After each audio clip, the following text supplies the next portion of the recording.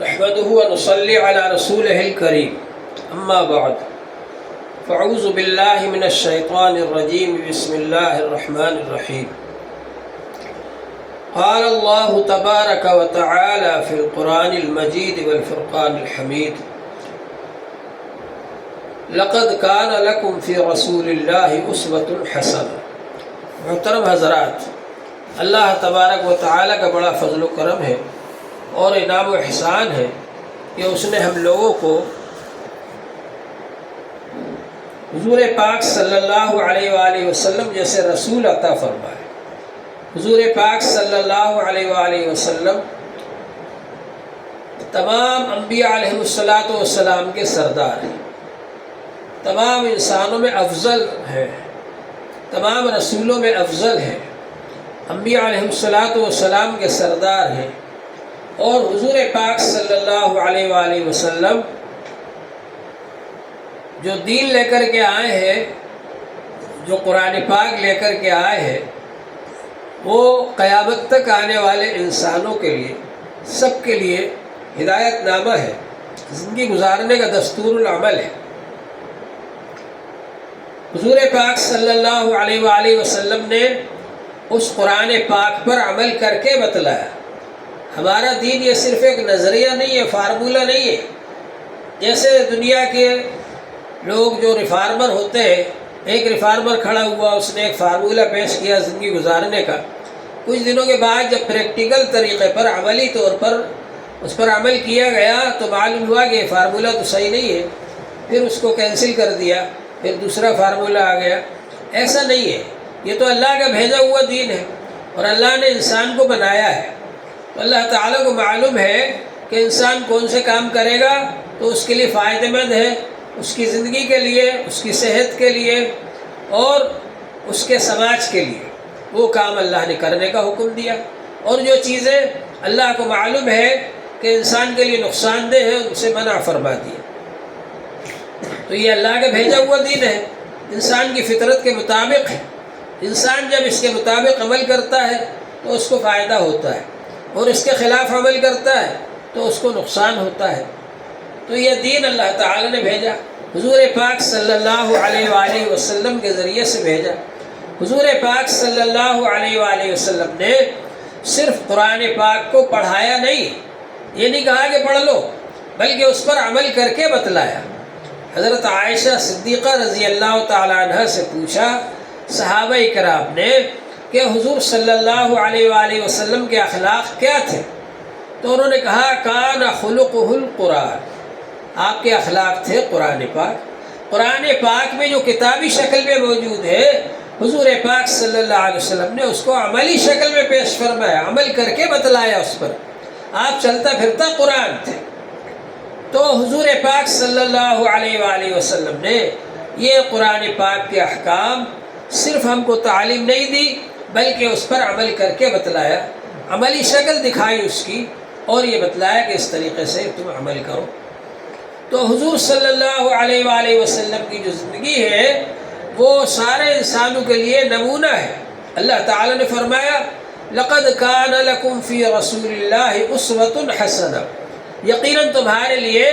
رسول پاک صلی اللہ علیہ وآلہ وسلم کی زندگی میں بہترین نمونہ ہے، آئیڈیل ہے، نمونہ ہے حضور صلی اللہ علیہ وسلم کی زندگی۔ اور کسی کی زندگی کے بارے میں آپ یہ نہیں کہہ سکتے کہ یہ زندگی جو ہے آئیڈیل ہے، نمونہ ہے، لیکن حضور پاک صلی اللہ علیہ وآلہ وسلم کی جو زندگی ہے یہ اللہ تعالیٰ نے فرما دیا قرآن پاک میں کہ تمام انسانوں کے لیے نمونہ ہے، آئیڈیل ہے، لہٰذا اس کے مطابق اپنے آپ کو بناؤ۔ اللہ کے یہاں قابل قبول ہونے کے لیے، اللہ کے محبوب بننے کے لیے، اللہ کے پسندیدہ بننے کے لیے آپ کی زندگی ہونا چاہیے حضور پاک صلی اللہ علیہ وآلہ وسلم کے طریقے کے مطابق۔ البتہ بعض چیزیں ایسی ہیں جو حضور صلی اللہ علیہ وآلہ وسلم کے لیے خاص ہے، جیسے 4 سے زیادہ شادی کرنا، یہ حضور صلی اللہ علیہ وسلم کے لیے خاص ہے۔ مردوں کو، عام مسلمانوں کو، مردوں کو یہ گنجائش دی گئی، اجازت دی گئی کہ اگر وہ عدل و انصاف کر سکتے ہیں تو 1 سے زیادہ بھی نکاح کر سکتے، 4 تک کر سکتے، لیکن 4 سے زیادہ نہیں کر سکتے۔ لیکن حضور پاک صلی اللہ علیہ وآلہ وسلم کو 4 سے زیادہ شادیاں کرنے کی اجازت دی گئی، اور وہ کیوں؟ اس وجہ سے کہ حضور صلی اللہ علیہ وآلہ وسلم جس طرح سے مردوں کے نبی ہیں ایسے ہی عورتوں کے بھی نبی ہیں۔ تو مرد تو حضور صلی اللہ علیہ وآلہ وسلم سے تعلیم حاصل کر لیتے ہیں، آپ کیا عمل کر رہے ہیں وہ آ کر دیکھ لیتے ہیں، لیکن عورتیں حضور صلی اللہ علیہ وسلم کے پاس عام طور پر نہیں آ سکتی اور ہر وقت کوئی مسئلہ نہیں پوچھ سکتی، اور بعض مسائل ایسے بھی ہیں جو عورتوں کے خاص مسائل ہیں، جو شرمیلے مسائل ہیں، تو ظاہر ہے کہ حضور صلی اللہ علیہ وسلم بھی عام عورتوں کے سامنے اس کو بیان نہیں فرما سکتے۔ تو حضور صلی اللہ علیہ وسلم کو 4 سے زیادہ شادیاں کرنے کی اجازت دی گئی، تاکہ مختلف قبیلوں کی، مختلف خاندانوں کی خواتین آپ کے نکاح میں آئیں، اور وہ پھر ان خواتین کو تعلیم دیں آپ سے سیکھ کر، جو خواتین کے آپ سے نہیں پوچھ سکتی۔ تو اس طرح سے حضور صلی اللہ علیہ وسلم کو دین سکھانے کی غرض سے اور دین پھیلانے کے مقصد سے 4 سے زیادہ عورتوں سے نکاح کرنے کی اجازت دی گئی۔ لیکن حضور پاک صلی اللہ علیہ وآلہ وسلم کی زندگی کو اگر آپ دیکھیں تو آپ نے نہایت پاکیزہ زندگی گزاری۔ حضور پاک صلی اللہ علیہ وآلہ وسلم کو نبی بنائے جانے سے پہلے بھی عرب کے لوگ صادق اور امین کہتے تھے، سچا اور امانت دار کہہ کر خطاب کرتے تھے، نام نہیں لیتے تھے۔ نبی بنائے جانے سے پہلے بھی حضور صلی اللہ علیہ وآلہ وسلم کو لوگ جج مانتے تھے، فیصلہ کراتے تھے اپنا۔ نبی بنائے جانے سے پہلے بھی اپنی امانتیں لا کر حضور صلی اللہ علیہ وآلہ وسلم کے پاس رکھتے تھے، امانت دار سمجھتے تھے کہ یہ ہماری امانتیں واپس کر دیں گے۔ جب آپ نبی بن گئے اور نبی بنائے جانے کے بعد آپ نے اعلان فرمایا کہ اب میں نبی بن گیا ہوں اللہ کا، میرے اوپر ایمان لاؤ، تو کچھ لوگوں نے آپ کا انکار کیا، اور اس وجہ سے انکار کیا کہ وہ یہ سمجھ رہے تھے کہ اگر ہم ان کو نبی مان لیں گے تو ہمیں ان کی اطاعت کرنا پڑے گی، فرما برداری کرنا پڑے گی، اور ہمارے بہت سارے جو منمانے کام چل رہے ہیں وہ سب چھوڑنا پڑیں گے۔ حضور پاک صلی اللہ علیہ وآلہ وسلم کی دعوت پر کمزور لوگ ایمان لے آئے۔ حضور صلی اللہ علیہ وسلم نے لوگوں کو غلامی سے چھڑایا، آزاد کروایا، غلامی کا سلسلہ ختم فرمایا۔ تو مکے کے سردار آپ کے مخالف ہو گئے، دشمن ہو گئے، کہ جن لوگوں کو ہم نے غلام بنا کر رکھا تھا، جن سے ہم کام کراتے تھے، خدمت لیتے تھے، وہ سب تو ان کے ساتھ ہو گئے، اور اب ہمارا کام کون کرے گا، ہماری خدمت کون کرے گا؟ تو وہ لوگ جنہوں نے انسانوں کو غلام بنا رکھا تھا، وہ لوگ حضور صلی اللہ علیہ وسلم کے خلاف ہو گئے۔ حضور صلی اللہ علیہ وسلم نے غلامی کا سلسلہ ختم فرمایا اور یہ بتلایا کہ سب انسان ایک اللہ کے بندے ہیں، لہذا کسی کو کسی کا غلام بنانے کا حق نہیں ہے۔ غلامی کا سلسلہ آپ نے ختم فرمایا، بلکہ بہت سارے مسائل میں غلام آزاد کرنے کے لیے آپ نے تاکید فرمائی کہ اس مسئلے میں بھی غلام کو آزاد کیا جائے گا تو کفارہ ہو جائے گا، اس مسئلے میں بھی غلام کو آزاد کیا جائے گا تو کفارہ ہو جائے گا، بہت سارے مسائل ایسے۔ تو غلامی کا سلسلہ ختم فرمایا، لڑکیوں کو زندہ دفن کر دیتے تھے وہ سلسلہ ختم فرمایا، عورتوں کے ساتھ میں برا سلوک کرتے تھے وہ سلسلہ آپ نے ختم فرمایا، عورتوں کو برابری کے حق دیے آپ نے، میراث میں بھی حق دیا عورتوں کو، اور عورتوں کو اس بات کا بھی حق دیا کہ وہ اپنی بات رکھ سکتی ہے۔ باندی اگر آزاد ہو جائے تو اب وہ چاہے تو غلامی میں جس شوہر کے پاس تھی اس کے پاس رہے یا نہ رہے۔ اس طرح کے بہت سارے حقوق آپ نے دیے، عورتوں کو بھی حقوق دیے، مردوں کو بھی حقوق دیے، بچوں کو بھی حقوق دیے، بڑوں کو بھی حقوق دیے، مزدوروں کو بھی حقوق دیے۔ تو اس کی وجہ سے آپ کا یہ دین پھیلتا چلا گیا۔ حضور پاک صلی اللہ علیہ وآلہ وسلم پر کفار مکہ نے بہت سارے اعتراضات کیے، یہ کہا کہ یہ تو ساحر ہے، جادوگر ہے، جو ان کے پاس جاتا ہے ویسے ہی ہو جاتا ہے، کیونکہ حضور صلی اللہ علیہ وآلہ وسلم کے پاس جو آتا تھا تو حضور صلی اللہ علیہ وسلم اس کو قرآن پاک سناتے تھے، اور قرآن پاک سن کر وہ مسلمان ہو جاتا تھا۔ تو کہتے تھے یہ جادوگر ہے، جادو کرتے۔ جو بھی حضور صلی اللہ علیہ وسلم کے پاس آتا آپ اس کو ایمان کی دعوت دیتے وہ مسلمان ہو جاتا۔ اسی طرح سے حضور پاک صلی اللہ علیہ وآلہ وسلم غیب کی باتیں بتلاتے تھے، کیونکہ اللہ نے آپ کو بتلائی، اللہ نے آپ کو جو غیب کی بات بتلائی وحی کے ذریعے وہ آپ لوگوں کو بتلاتے تھے۔ تو وہ لوگ یہ کہا کرتے تھے کہ ایک کاہن ہے، کاہن تو اس کو کہتے ہیں جو اٹکل پچو سے غیب کی باتیں بتلاتا ہے۔ کاہن جو ہوتا ہے اس کی بات یقینی نہیں ہوتی، 150 باتوں میں سے ایک آدھ بات کوئی صحیح ہو جاتی ہے، باقی باتیں غلط ہو جاتی ہیں، کیونکہ وہ اٹکل پچو سے بتاتا ہے۔ حضور پاک صلی اللہ علیہ وآلہ وسلم جو بھی بات بتاتے تھے آپ اللہ کی وحی سے بتاتے تھے، لہذا وہ 100% صحیح ہوتی تھی۔ لیکن وہ لوگ یہ کہا کرتے تھے کہ کاہن ہے، غیب کی باتیں بتلاتے۔ تو اس طرح کے بہت سارے الزامات انہوں نے لگائے، لیکن کسی بھی کافر کو یہ ہمت نہیں ہوئی کہ حضور پاک صلی اللہ علیہ وسلم کے کیریکٹر پر حملہ کرے، حضور پاک صلی اللہ علیہ وسلم کے کردار کشی کرے، حضور پاک صلی اللہ علیہ وسلم کے اخلاق پر اور کردار پر انگلی اٹھائے۔ کسی کو یہ ہمت نہیں ہوئی، حتیٰ کہ ان لوگوں نے آپ کو نکال دیا مکہ شریف سے، قتل کا اعلان کر دیا کہ جو بھی سر قلم کر کے لائے گا اس کو 100 اونٹ انعام میں ملیں گے، اور آپ مکہ شریف چھوڑ کر مدینہ شریف چلے گئے۔ لیکن کسی کو بھی یہ ہمت نہیں ہوئی کہ آپ کے اخلاق اور کردار پر انگلی اٹھائے، اس لیے کہ حضور پاک صلی اللہ علیہ وآلہ وسلم نے نہایت پاکیزہ زندگی گزاری۔ 25 سال کی عمر تک آپ کنوارے رہے، نہایت پاکیزہ زندگی گزاری حضور پاک صلی اللہ علیہ وآلہ وسلم نے۔ اور 25 سال کے بعد جب نکاح ہوا، آپ کے چچا ابو طالب کی مرضی سے ہوا، انہوں نے خطبہ پڑھا اور اس طرح سے آپ کا نکاح ہوا حضرت خدیجہ رضی اللہ عنہ سے، جبکہ پیغام بھی حضرت خدیجہ رضی اللہ عنہ کی طرف سے آیا تھا۔ وہ پہلے 2 شوہروں سے بیوہ ہو چکی تھی اور ان کے بچے بھی تھے، ان سے حضور صلی اللہ علیہ وآلہ وسلم نے نکاح کیا، جو آپ سے 15 سال زیادہ تھی عمر میں۔ حضرت خدیجہ رضی اللہ عنہ سے آپ نے پہلا نکاح کیا، اور جب تک وہ زندہ رہی حضور صلی اللہ علیہ وآلہ وسلم نے دوسرا کوئی نکاح نہیں کیا، اور حضرت خدیجہ رضی اللہ عنہ سے حضور صلی اللہ علیہ وسلم کی اولاد ہوئی۔ جتنے بچے ہوئے سوائے ایک بچے کے، وہ سب بچے حضرت خدیجہ رضی اللہ عنہ سے ہوئے۔ حضرت خدیجہ رضی اللہ عنہ کا جب انتقال ہو گیا تو اس کے بعد پھر کچھ حضرات نے مشورہ دیا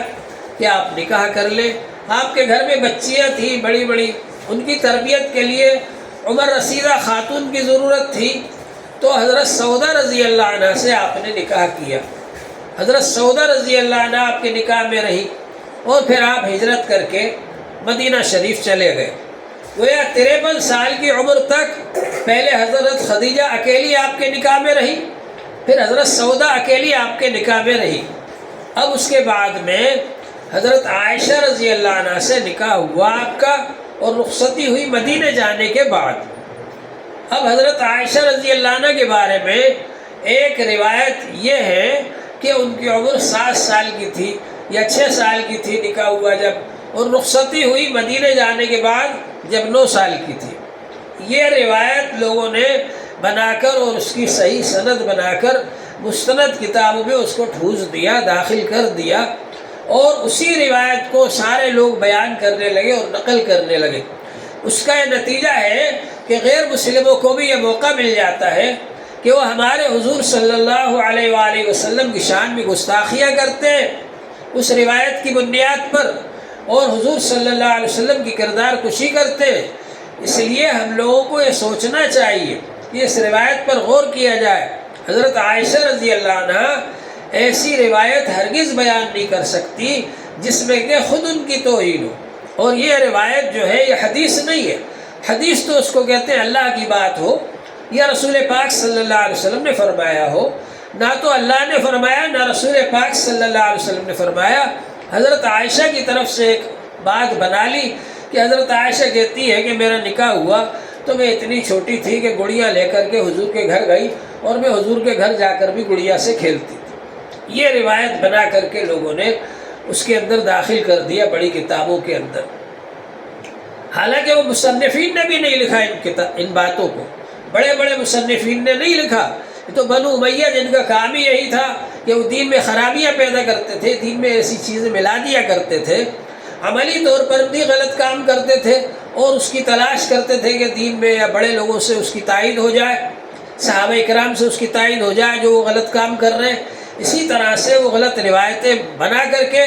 اور شامل کر دیا کرتے تھے سندوں کے ساتھ بنا کر، تاکہ لوگ سمجھیں کہ صحیح سند سے آیا ہے اور یہ حدیث کی کتاب میں موجود ہے، اس لیے یہ بھی حدیث ہے، جبکہ وہ حدیث ہے ہی نہیں۔ حدیث تو وہ ہے جو اللہ نے فرمایا، جو رسول پاک صلی اللہ علیہ وآلہ وسلم نے فرمایا، وہ حدیث ہے۔ حضرت عائشہ رضی اللہ عنہ کی طرف سے ایک حدیث بنا دی، جبکہ حضرت عائشہ رضی اللہ عنہ بھی ایسی بات نہیں کہہ سکتی جس میں خود ان کی توہین ہو۔ دوسری بات یہ کہ اس زمانے میں تاریخ پیدائش لکھنے کا رواج ہی نہیں تھا۔ عام طور سے ابھی بھی آپ بہت سے لوگوں سے پوچھو آپ کی تاریخ پیدائش کیا ہے، تو کہیں گے صاحب ہاں ہمیں یاد تو نہیں ہے تاریخ پیدائش، تو اب بھی یاد نہیں رکھتے۔ تو اس زمانے میں تو تاریخ پیدائش لکھنے کا رواج ہی نہیں تھا۔